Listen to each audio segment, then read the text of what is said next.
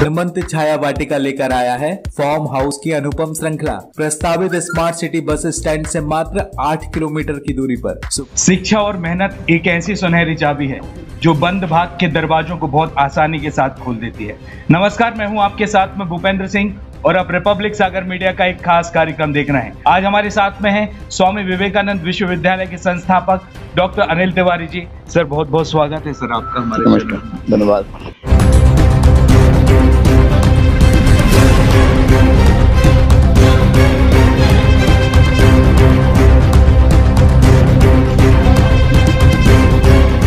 Sir, आज आपका sir जन्मदिन है, तो उसके लिए सर हमारे चैनल की तरफ से आपको बहुत बहुत शुभकामनाएं सर। धन्यवाद भूपेंद्र जी, आप आज विश्वविद्यालय पधारे। जन्मदिन तो बाद में है, संस्था का स्थापना दिवस है स्वामी विवेकानंद विश्वविद्यालय, इसके लिए आपकी शुभकामनाएं, शुभेच्छाएं हमारे लिए स्वीकार हैं। सर, जैसे कि आप है ना समाज के साथ साथ में आपने शिक्षा जगत में एक विश्वविद्यालय की स्थापना की है।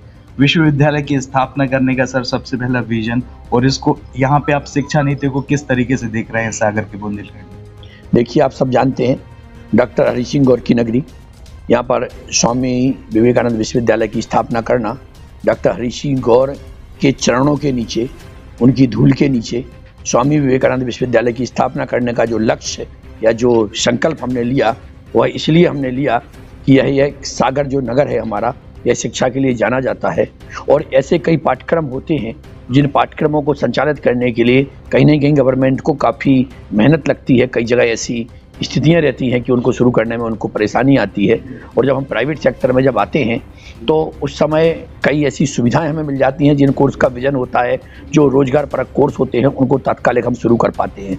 इस कारण से स्वामी विवेकानंद विश्वविद्यालय की स्थापना हमने यहाँ की और जब केंद्रीय विश्वविद्यालय डॉक्टर हरि सिंह गौर विश्वविद्यालय बन रहा था, उस समय हमारे मन में कहीं ना कहीं भाव था कि यहाँ के बच्चों के लिए, लोकल के बच्चों के लिए कोई एक जगह होनी चाहिए जहाँ आसानी से उनको शिक्षा प्राप्त हो सके, क्योंकि सेंट्रल यूनिवर्सिटी बन जाने से, केंद्रीय विश्वविद्यालय बन जाने से, यहाँ बाहर के बच्चों का मूवमेंट बढ़ जाने से हमारे लोकल बच्चे कहीं ना कहीं वंचित हो रहे थे।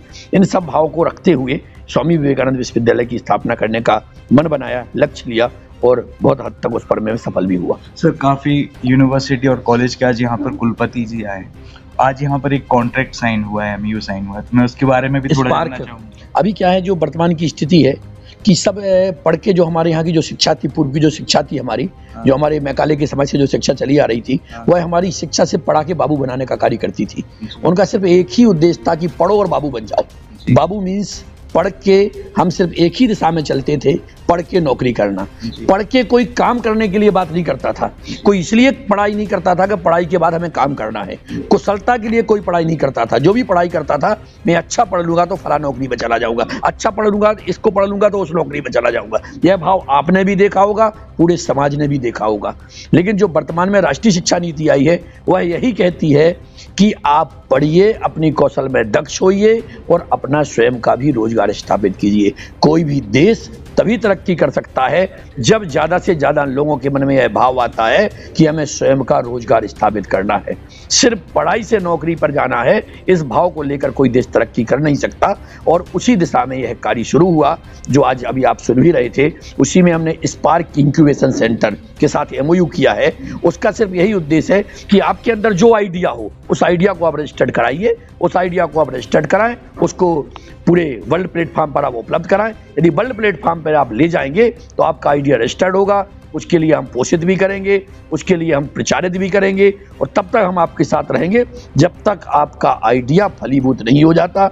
आपके आइडिया को यदि हम चाहें तो पेटेंट भी करा सकते हैं, पेटेंट के लिए भी विश्वविद्यालय कार्य करेगा और लक्ष्य भी लिया है कि अगले साल 2022 में जब हम बैठे तो कम से कम 10 पेटेंट विश्वविद्यालय से रजिस्टर्ड हो जाना चाहिए। एक आखिरी सवाल, एक कुलपति जी ने एक अच्छा स्टेटमेंट दिया था कि आज के समय में सिर्फ एकेडमिक क्वालिफिकेशन से कुछ नहीं होता शिक्षा नीति से।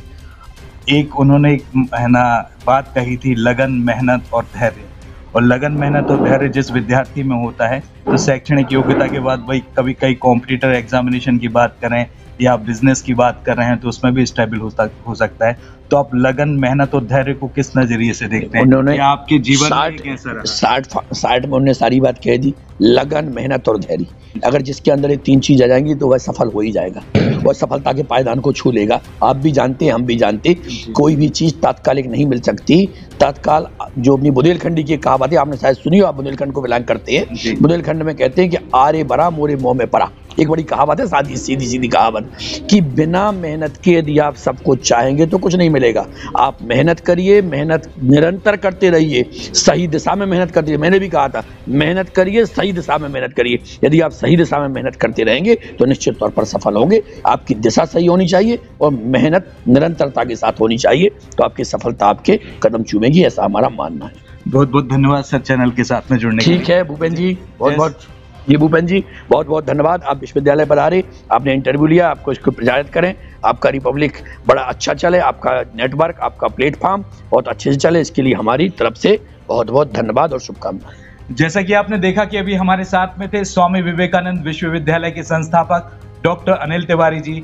आज इनका जन्मदिन भी है और विश्वविद्यालय का स्थापना दिवस भी है। यहाँ पर कल कई सांस्कृतिक कार्यक्रम भी हुए, कई विश्वविद्यालय के कुलपति भी यहाँ पर पधारे और यहाँ के विद्यार्थियों को भविष्य को संवारने के लिए दिशा निर्देश दिए। अब देखते हैं कि स्वामी विवेकानंद विश्वविद्यालय भविष्य में किस प्रगति के शिखर पर जाता है।